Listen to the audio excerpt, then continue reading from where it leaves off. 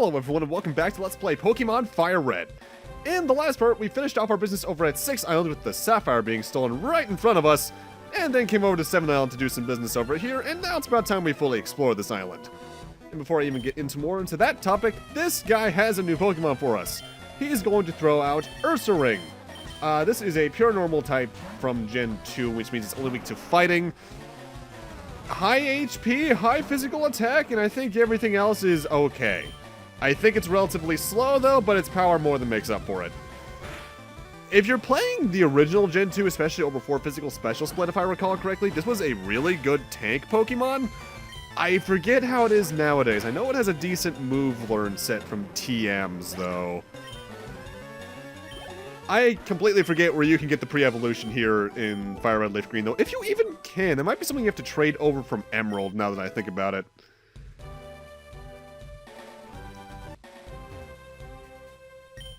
Trading by oneself is certainly not a bad thing, but it's also not bad to aim for the top with a partner. Even Bruno, he trained with a fellow name with the name of Brawley before.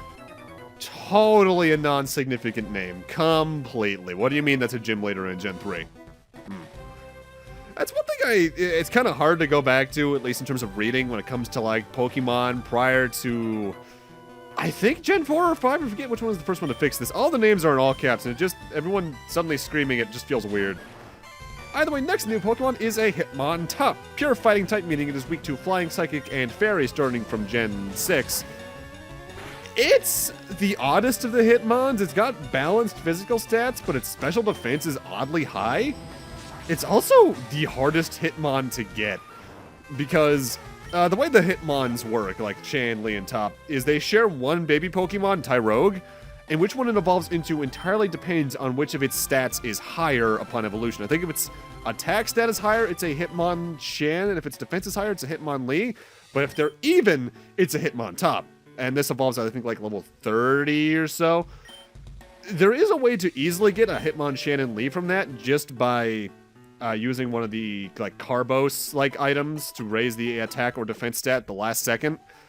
You have to play a bit of a numbers game when it comes to getting Hitmontop, and it's not even that good. I think the best Hitmon is still considered to be Lee. Also, that's a makeshift Pokemon Center, and that Lucky Punch item there raises the critical hit ratio of Chansey specifically. It's kind of a weird item. And with that, now we're onto the far southern edge of 7 Island. These are the Shinobi Ruins. There is a Pokemon you can run into here that I don't, just by surfing, and it's a 5% chance, but you can run into Mantines around here, which is an okay water type. Not to my preference, but it's okay. But the big thing about Shinobi Ruins is that it has 7 individual ruins in it. The Monian, Liptu, Weepeth, Dilford, Screwfig, Rixie, and Viapos ruins, and all of them only contain one Pokemon type, Unknown. This is a pure Psychic type, meaning it is weak to Bug, Ghost, and Dark. Its attack stats are okay, but that's about it. The entire gimmick with these Pokemon is that it has 28 different forms, one for each letter of the English-based Latin alphabet, as well as an apostrophe, or an exclamation mark, and question mark. Each one of the 7 ruins has a different set of letters you can find, and I think the exclamation and question marks are the rarest at 1% in a ruin where the only other one you can run into is a 99% encounter. They're just kind of a gimmick Pokemon for Gen 2 that has background implications in the lore for something, especially connected to the god of the Pokemon universe. Really, it's stuff they haven't really explored too much. They're not too notable. They do have the hidden power move, if I recall correctly, but that's nothing to really note. I do catch a couple off screen, though, just because I like spelling out a word at least once per Pokemon game in my boxes. So if you keep an eye out later on, you might see that. The main reason I'm here is to fight these 4 trainers, because every little bit of experience points I get now is a little bit less I have to grind before I eventually go after the refights against the Elite Four and Champion.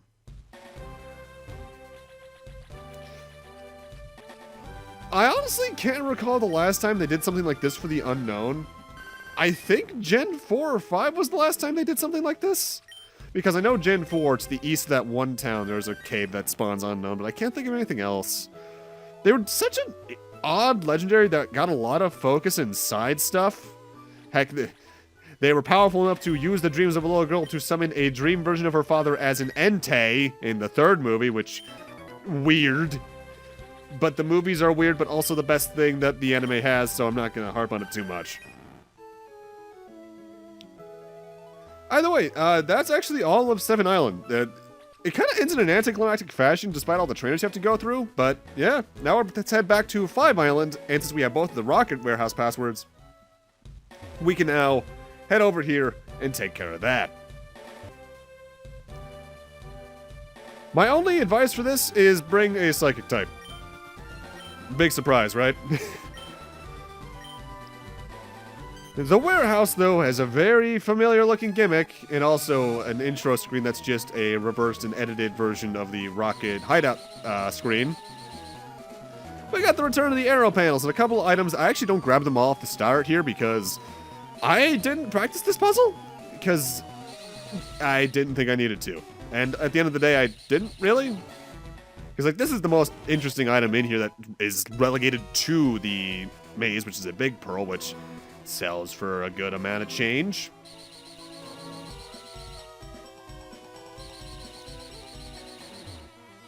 Though, it's not to say that the area itself is interesting, because we do have a couple of new Pokemon here.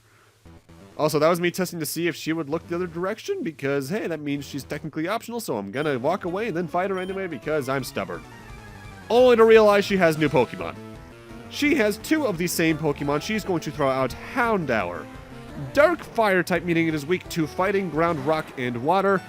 It's got an okay special attack stat, but I think its physical stats aren't the best, and I don't think its defenses in general are too strong. It's okay. Its evolution's a little bit better, and I think it gets an okay move pool, but I might be thinking of a later generation, honestly. I can't quite recall. Despite her, though, most of the Rocket Grunts here use the usual stuff. Machopline, or Machopline, there we go, that's me getting the right name 20 seconds later.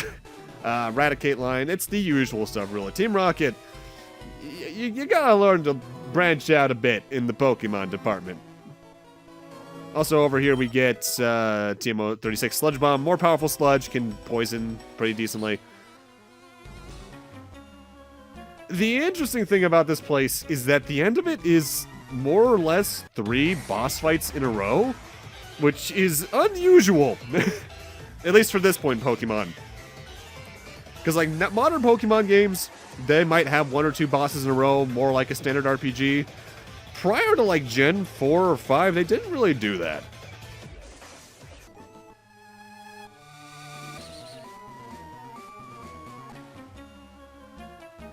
I don't know or care what it means if I'm doing it right or wrong. I just put my faith in Giovanni, do as I'm told. Time for our first fight against a Rocket admin. Starting out, she's going to throw out her Muck, which has Stench for an ability, Rock 2, Minimize, Sludge Bomb, and Screech. Sludge Bomb's probably going to be the biggest pain there unless it uses Minimize, and its evasiveness gets just that high. I don't know why they gave it Stench, though, because what Stench does is that it reduces the random encounter rate in the overworld if it's at the top of the team. So giving that to a Pokemon that's being used against you is a bit weird. Mind you, I can't recall at this point if Pokemon have 2 potential abilities or if that was a Gen 4 onwards thing. Next up is Arbok, Intimidate for its ability, Sludge Bomb, Earthquake, Iron Tail, and Bite. Get it out of the way immediately because Earthquake could suck under the right circumstances.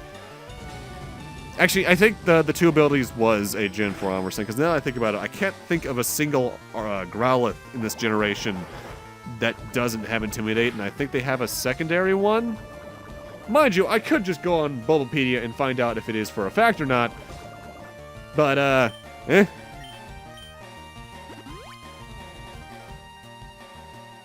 Having a Team Rocket person use a potion is just kind of weird to see, by the way. But yeah, the admins, it's weird to see them in the Gen 1 Rocket designs, although I guess the female Rockets like this are technically Gen 2 designs. Because these are meant to be characters who would later appear in Gen 2. I forget the one this one's supposed to be. I know the next one is meant to be Admin Archer. But for now, Either way, her last Pokemon is a Vileplume with Chlorophyll, so don't let it use Sunny Day. Stun Spore, Giga Drain, Sludge Bomb, and Slate Powder. A fairly typical Vileplume. And that's that. I'm shattered. You're doing the things according to your beliefs and morals. I understand now. I've made it so you can come back in through here. Why don't you go get rested and refresh for what's ahead? The admin after me outranks me thoroughly as a trainer. You'd better steel yourself for one harsh challenge. And yeah, we even have a way to backtrack in and out to this point, so I just went and got healed. That's quite enough of you playing the hero, kid. Spreading lies about how Team Rocket has disbanded. It's such an obvious attempt to cause confusion in our ranks. Fortunately, we're not so ignorant to fall for the lies of a child. And now I'll show you how scary an angry adult can be. Alright, the second Rocket admin's going to start out with his Golbat. Inner focus for its ability so it can't flinch, Shadow Ball, Sludge Bomb, Confuse Ray, and Air Cutter. Not a bad moveset, though it would be better if it evolved. Mind you, it's always weird trying to see like a villainous type character with a friendship-based evolution like Golbat has. Because that means he's friends with this Pokemon, and for Team Rocket, it's kind of opposite of what they usually do. The way I usually try to look at it outside of that kind of lore perspective is that it's just them trying to have a higher evolved Pokemon for you to fight because endgame stuff. Either way, next out, he's sending up his Weezing with Levitate, Thunderbolt, Shadow Ball, Explosion, and Sludge Bomb. Watch out for that explosion in particular because if you have a low physical defense Pokemon, that's a lot of damage coming your way. And as for his last Pokemon, he's throwing out a new one. He's going to be throwing out Houndour. This is the, or Houndoom rather, this is the evolution of Houndour starting at level 24. Still a dark fire type, meaning it's weak to fighting, ground, rock, and water. It's got a decently high attack stat, and its special attack stat's still really good. I think it's also decently fast. For a fire type that you can get, I think during mid-game of Gen 2's main game, it's not awful. Again though, Gen 2 is one of those games where if you're not using the Growlithe Arcanine line, you're probably best off just using one of the starters. Ugh, you were too strong. That's Giovanni's badge! So it's true? Team Rocket really has disbanded? We will abandon this warehouse. But don't think this is over. I won't let this be the end. I will find Giovanni, and I will resurrect Team Rocket. I will. Until then, farewell. And that's it for Team Rocket. The influence of magnetic waves on Pokemon evolution. They're looking into evolving Pokemon artificially? That doesn't sound good. I'm sure they'll figure that out like 3 or 4 years from now. I almost managed to sell the Sapphire for huge money. Then you had to come along and blow the whole deal apart. Oh, there's no forgiveness for you. The guy who stole the Sapphire is our next boss fight. This is Gideon. He likes using a lot of electric types like scientists tend to, like his Voltorb, which has static for its ability, Swift, Screech, Spark, and Sonic Boom. Also, I forgot to mention, the Houndoom we just faced had Early Bird for its ability. That's a bit of an odd ability to give that Pokemon in particular, but what it does is that it lets the Pokemon more quickly awaken from a sleep status ailment. Nothing too important. Next up, he's going to throw out his Electrode, level 46, still has static. Spark, Sonic Boom, Screech in charge. Think of it as if the previous Voltorb evolved mid-fight.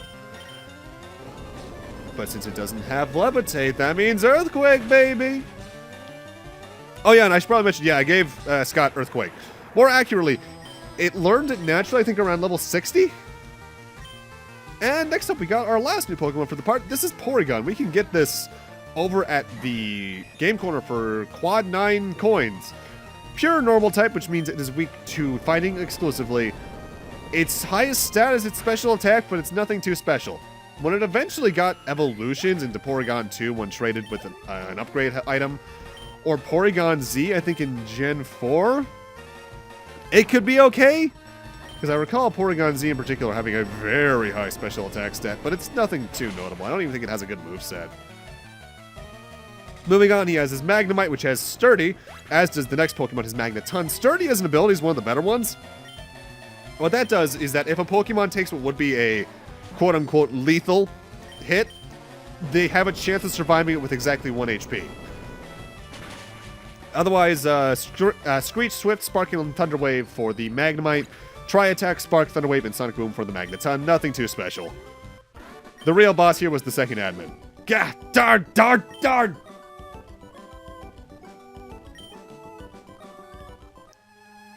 If I can't sell it, it's worthless. Go ahead, take it.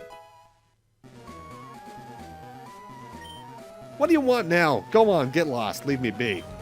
So our business in the Rocket Warehouse is taken care of, though I will quickly do a little fast forward thing here, because I do want to grab that one other item I saw.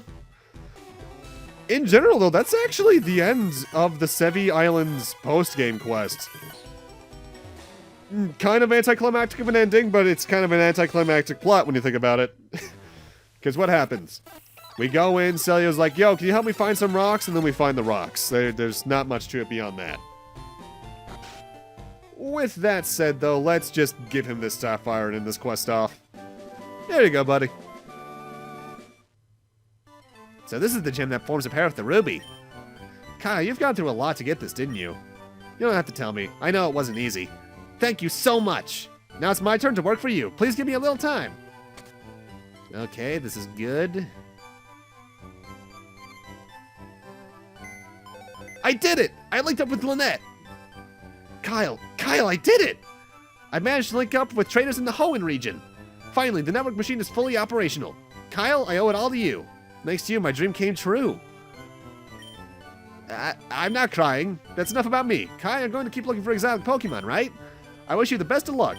So yeah, now we can trade with Pokemon trainers and versions from Ruby, Sapphire, and Emerald. I don't think there's a requirement to do this in Ruby, Sapphire, or Emerald, but if there is, I'll probably talk about it when I eventually get to Oras. Also, at this point, after we've done that, if we head back here to Gideon, he has a different line of dialogue. What, you again? You're not Giovanni's kid, are you? No, that can't be right. Giovanni's kid has red hair. You don't have any reasons for bugging me. Leave me alone. Giovanni has a kid?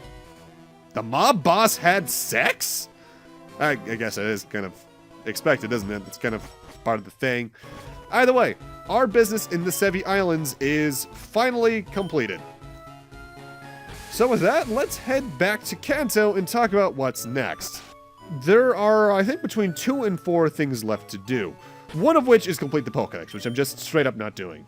One is to go refight the Elite Four and Champion, as I said before. That only opens after you've done the Sevi Island stuff, by the way.